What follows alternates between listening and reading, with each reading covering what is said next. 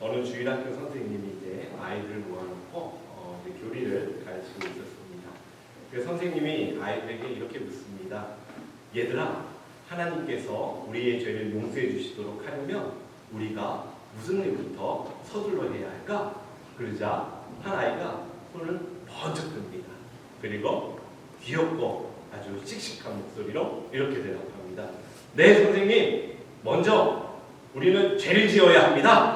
이렇게 대답을 하였다고 합니다.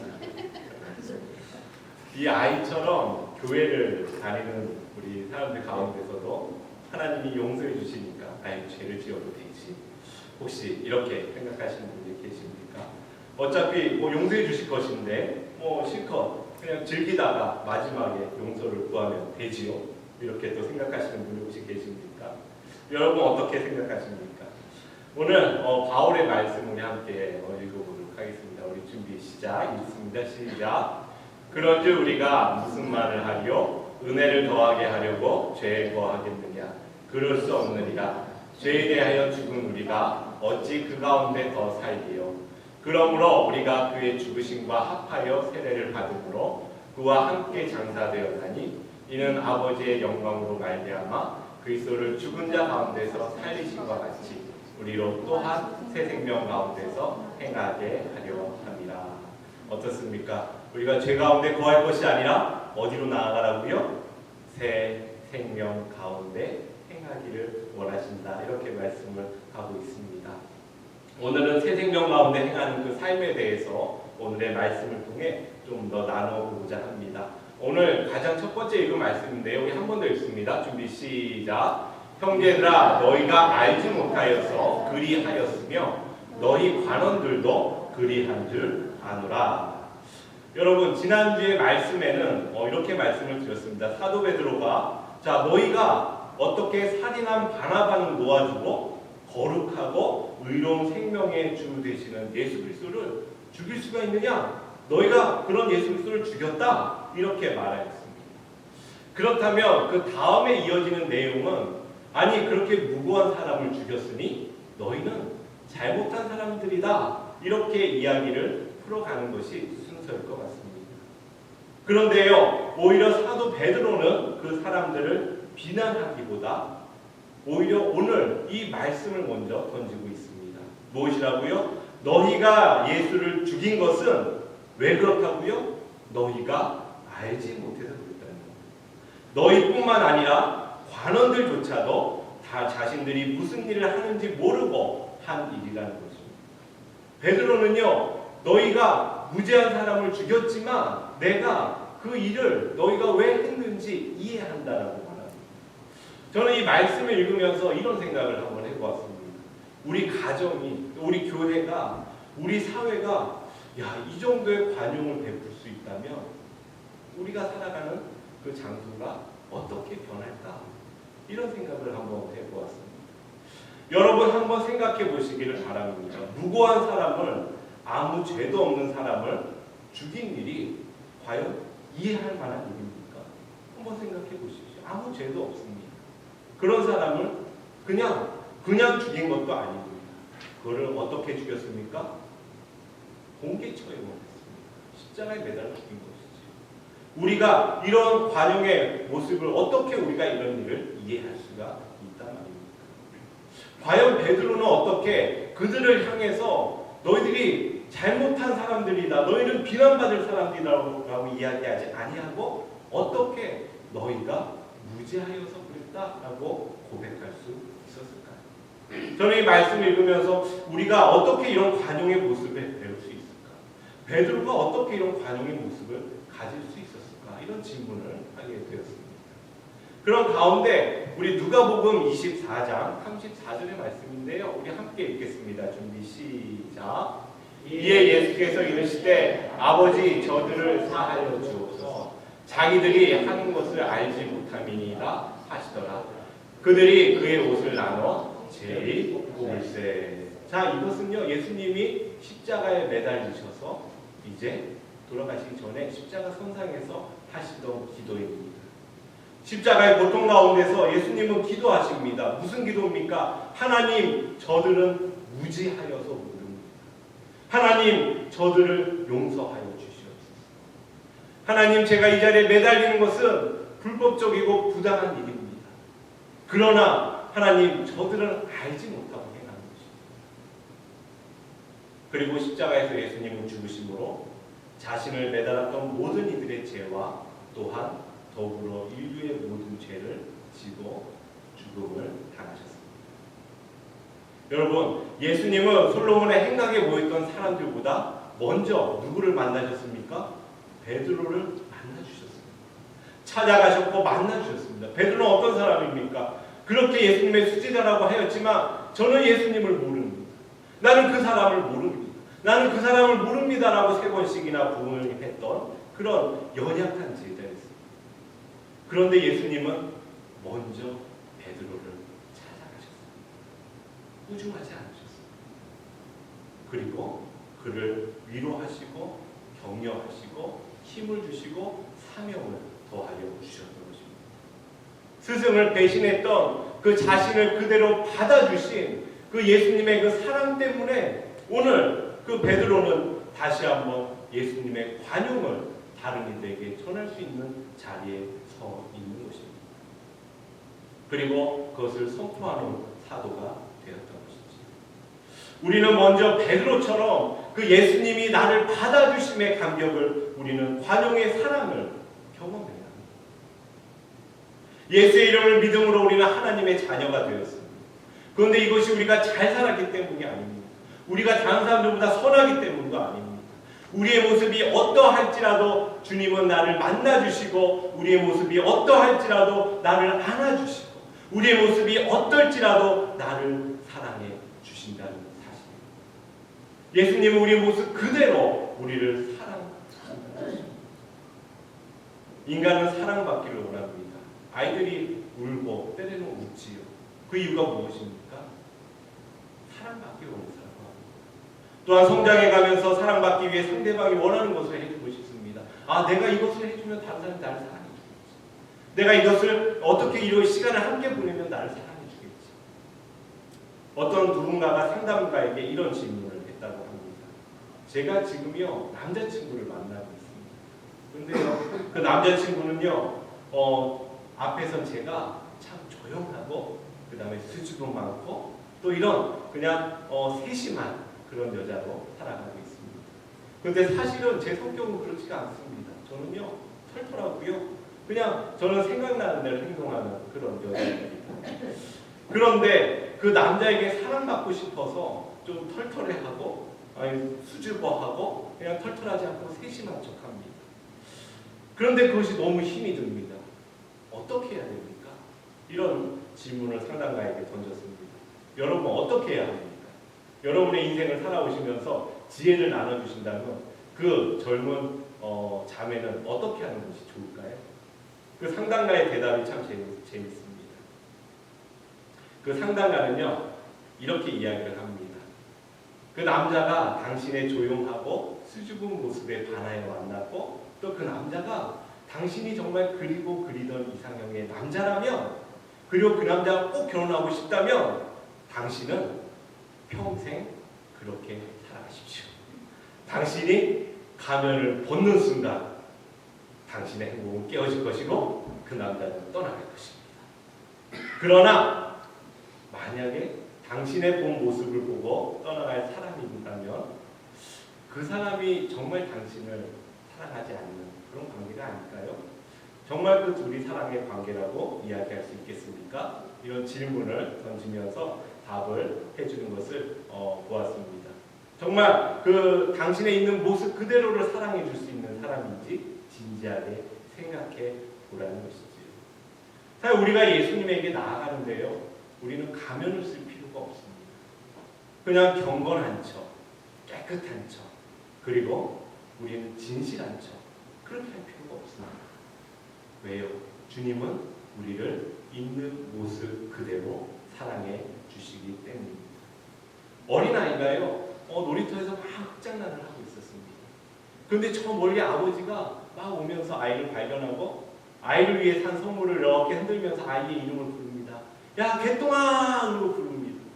그런데 그 순간 아버지를 발견한 아이는 어떻게 하겠습니까? 아버지에게 달려가겠지요. 그런데 만약 그 아이가 손을 탁탁 털면서 일어나서 나는 손이 더러워. 그러니까 아버지한테 달려갈 수 없지. 그렇게 하였다면 그 아이는 이상한 아이지요. 주님은 우리를 불러주고 계십니다. 그냥 너 있는 모습 그대로 나에게 나아오라는 것입니다. 손에 무엇이 묻었건, 너의 옷에 무엇이 묻었건, 네가 냄새가 나건, 네가 못 배웠건 많이 배웠건, 부자이건 가난한이건 너의 있는 모습 그대로 나에게 나아오라는 것입니다. 그리고 말씀하시는 것이지요. 내가 너를 사랑한다. 내가 너를 사랑한다. 내가 너를 내 목숨보다도 더 사랑한다. 이렇게 말씀하고 계시는 것입니다. 여러분, 이러한 감격을 누리셨습니까? 어떠십니까? 여러분 혹시 감격을 잊어버리고 살아가고 계시지 않습니까? 주님이 정말 나를 받아들여 주신 그 감격, 이것이 여러분 가운데 회복되어지기를 다시 한번 축복합니다. 주님의 받아들이심을 경험하지 않으면요, 우리는 다른 사람에게 관용을 베풀 수가 없습니다. 우리는 다른 있는 이들을 있는 모습 그대로 받아들여 줄 수가 없는 것입니다. 사랑받는 자가 사랑합니다. 용서받은 자가 용서합니다. 또한 관용을 경험한 사람이 다른 사람에게 관용을 베풀 수가 있는 것입니다. 어느 동네에요, 앞집 뒷집이 있었습니다. 그런데 참 재미있게도 그 비슷한 시기에 며느리가 새로 들어왔어요. 그런데 하루는 앞집 며느리가 솥에 이제 밥을 안 치고 이제 막 불을 떼고 있었습니다. 그 밥을 짓는 경험이 없는 며느리가요, 밥솥에 물이 넘치는 것도 모르고 계속 그냥 불을 떼고 있었습니다. 솥 안의 밥은 막 타서 냄새가 진동을 합니다. 그런데 그 며느리는 계속 불을 뗍니다. 그러다가 솥이 짜죽 하고 깨어지고 말았습니다. 자, 그것을 본 며느리가요, 땅에 털썩 주저앉습니다. 그리고는 울고 있습니다. 그때 이제 시어머니가 부엌에 들어오시고, 자, 여러분이 시어머니, 시아버지다 생각하시고, 자, 첫 번째 뭐라고 이야기해 주시겠습니까? 어떻게 이야기해 주시겠습니까? 그 시어머니가 이렇게 이야기합니다. 얘야, 내가 물을 너무 적게 부어 그렇게 됐구나. 걱정하지 말라. 이렇게 말했습니다. 그 뒤에 시아버지가 놀라서 들어옵니다. 그리고는 이렇게 말합니다. 내가 부엌에 나무를 너무 많이 들여놔서 네가 불을 너무 많이 댔구나. 그리고 이제 신랑이 들어옵니다. 그리고 이렇게 이야기합니다. 여보, 미안해. 내가 물을 너무 적게 길어와서 솥이 다 타버렸네. 이렇게 이야기를 했던 거예요. 그런데요, 그 뒷집에 있는 그 집에 비슷한 일이 벌어졌습니다. 며느리가 그냥 이제 솥을 얹히고 그러다가 솥이 깨졌습니다. 울고 있습니다. 시어머니가 들어옵니다. 그리고 이렇게 이야기합니다. 도대체 넌 시집 오기 전에 뭘 배웠니? 이렇게 이야기합니다. 그랬더니 그 며느리가 뭐라고 대답하겠습니까? 어머니, 제가 일부러 그랬겠습니까? 그렇게 대답합니다. 그랬더니 시아버지가 들어옵니다. 아니, 너는 어디서 배운 버르장머리라고 그러냐? 그럽니다. 그랬더니 며느리가 대답합니다. 사람이 말도 못하고 살아갑니까? 자, 그러자 남편이 들어옵니다. 아니, 어디 시어머니 시아버지한테 대들어? 그러니까 그 며느리가 이야기합니다. 나를 죽여라.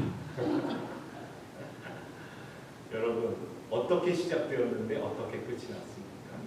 누군가를 이해하고 받아들여 주는 것, 또 그리고 누구를 이해하지 못하는 것, 그 시작이 어디 있느냐에 따라서 그 삶은 지옥과 천국의 차이가 될 것입니다. 우리가 주님으로 받은 그 관용의 사랑은 굉장히 놀랍고 큰 것입니다. 그렇다면 우리도 우리 삶 가운데서 다른 이들에게 관용을 베풀 수 있는 그런 여러분 되시기를 간절히 부탁을 드립니다. 그래서 그것이 어떤 삶입니까? 새로운 삶입니다. 새로운 삶. 우리 19절 말씀 우리 한 번 더 읽어보도록 하겠습니다.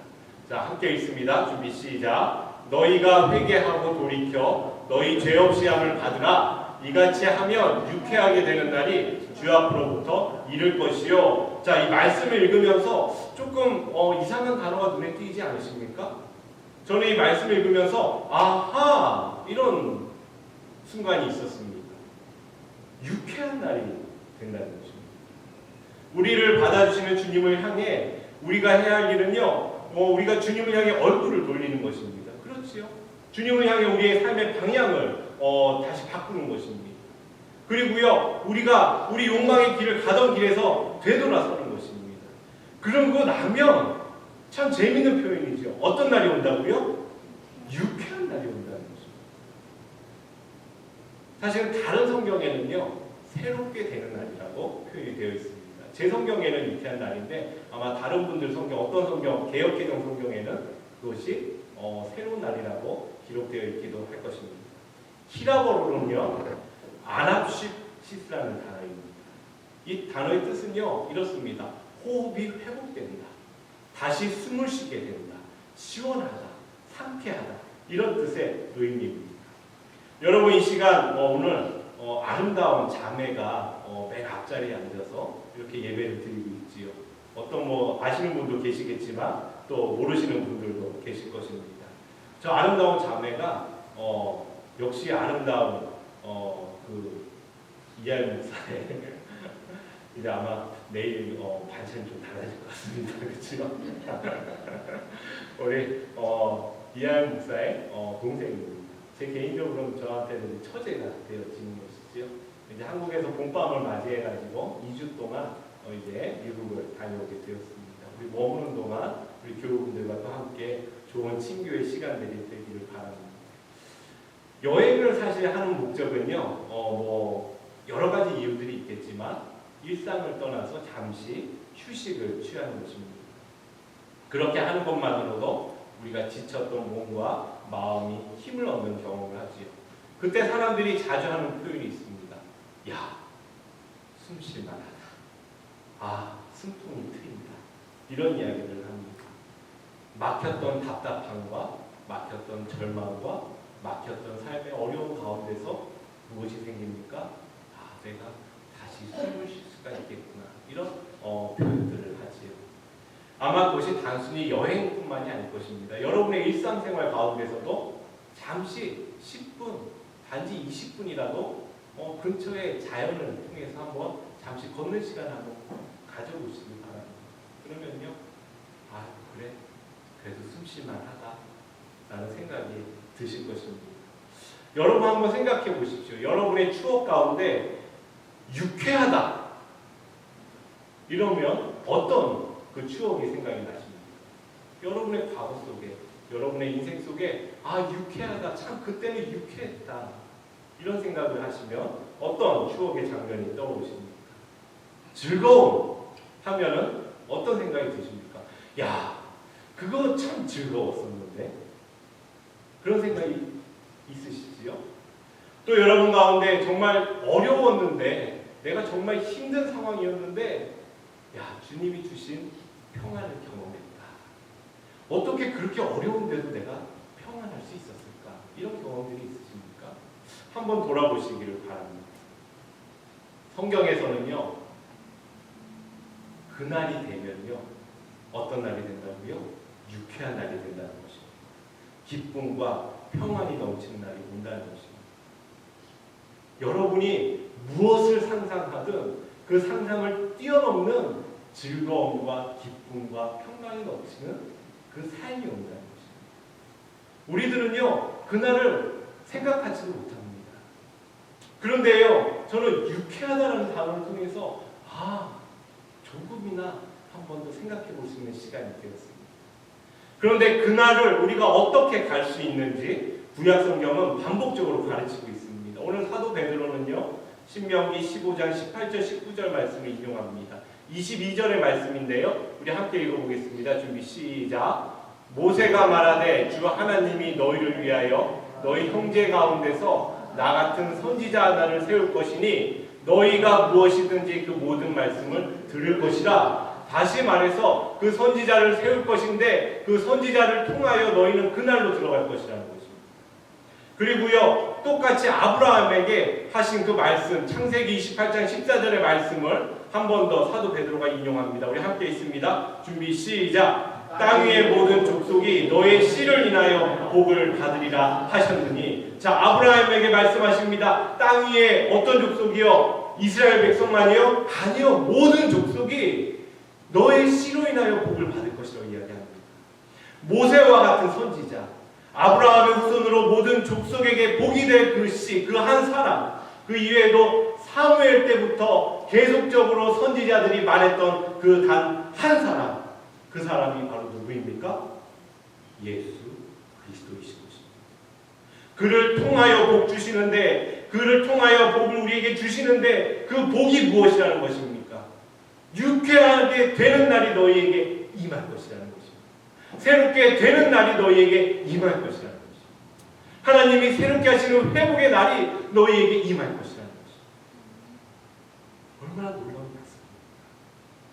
그런데요, 그 회복되어지고 유쾌하게 되어지는 그 날이 예수 그리스도의 삶과 죽음과 부활을 통해서 이루어지는데, 그것이 마지막 때에 이루어질 것인데 단지 마지막 때 일어날 것이 아니라는 것입니다. 그것은요, 오늘 우리가 맛보고 살아가야 하는 것입니다. 오늘 이 자리에 불러주셨습니다. 왜 그렇습니까? 우리는 이 자리에서 우리를 용서해 주신 그 기쁨을 경험하며 살아가는 것입니다. 오늘 우리가 살아가는 것은요, 하나님의 사랑과 자비에 기대어서 우리가 살아가는 그 기쁨을요, 오늘 우리는 경험하며 살아가야 되는 것입니다. 여러분, 맛보지 않고 어떻게 기대할 수가 있겠습니까? 어떤 사람이요, 정말 야, 저 집은 너무 음식을 기가 막히게 잘해, 정말 맛집이야, 야, 나는 그 집에 또 가고 싶다, 이런 이야기를 합니다. 그 사람이 아무리 그런 이야기를 할지라도요, 여러분이 그 음식을 맛보지 않으면 그 집에 가고 싶겠습니까? 가고 싶지 않지. 우리가 그 유쾌한 날, 새로운 날을 기대하는 것은 왜 그렇습니까? 오늘 우리가 그것을 경험하기 때문에 그렇습니다. 저는 오늘 설교를 시작하면서 이런 질문을 한번 드려봤습니다. 실컷 세상을 즐기다가 용서를 구하면 되지, 그렇지요? 아유, 어떤 분 그렇게 이야기하시잖아요. 나 세상 재밌게 살다가 마지막에 죽는 뽕가닥 하는 순간에 예수님 영접하면 되지, 그럼 나 하나님 나라 가잖아요. 그런데요, 여전히 그리스도인이 그렇게 생각하고 살아간다면 그 사람은 뭔가 오해를 하고 있습니다. 무엇인가 하면 예수 그리스도 안에서 살아가는 기쁨과 즐거움과 유쾌함과 상쾌함을 경험하지 못한 것이라는 것입니다. 저는 오늘 이 자리에 나온 우리 성도님들에게 하나님께서 그런 기쁨과 즐거움과 유쾌함과 상쾌함을 허락해 주시기를 간절히 축원합니다. 우리는 이런 찬양 부르잖아요. 평화, 평화. 하나님의 성령. 그런데 그 평화는요, 먼 미래에 올 것이 아닙니다.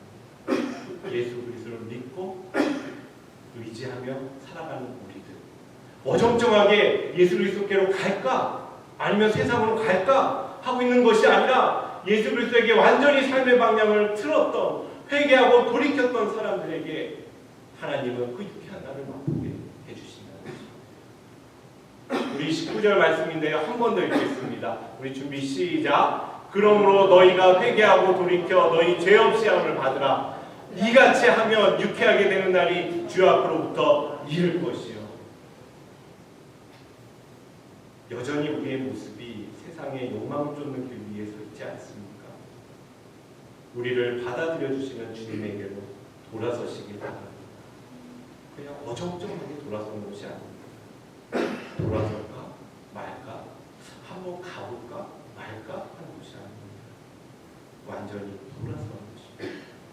주님을 향해 우리의 얼굴을 향하는 것이고, 주님을 향해 우리의 삶의 방향을 방향 짓는 것입니다. 주님을 향해 우리가 걸어가는 것입니다.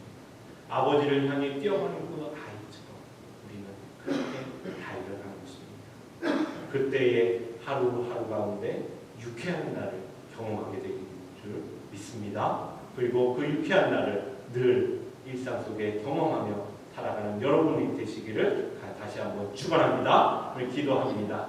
사랑의 하나님 참으로 감사합니다. 우리는 우리의 욕망대로 살아가며 어려워하고 실망하고 좌절하고 결국에는 이 세상에 허물을 말하며 살아가는 인생들이었습니다. 하지만 오늘 말씀을 통해 그렇습니다. 우리에게 준비된 그 유쾌한 날이 있음을 고백합니다. 주님을 믿음으로 그 날이 마지막에 있을 날이 아니라 오늘 하루하루 가운데 주님께서 주시는 그 새로운 날, 유쾌한 날을 경험하며 살아갈 수 있도록 우리를 붙잡아 주시고 인도하여 주시옵소서. 예수님의 이름으로 간절히 기도했습니다. 아멘.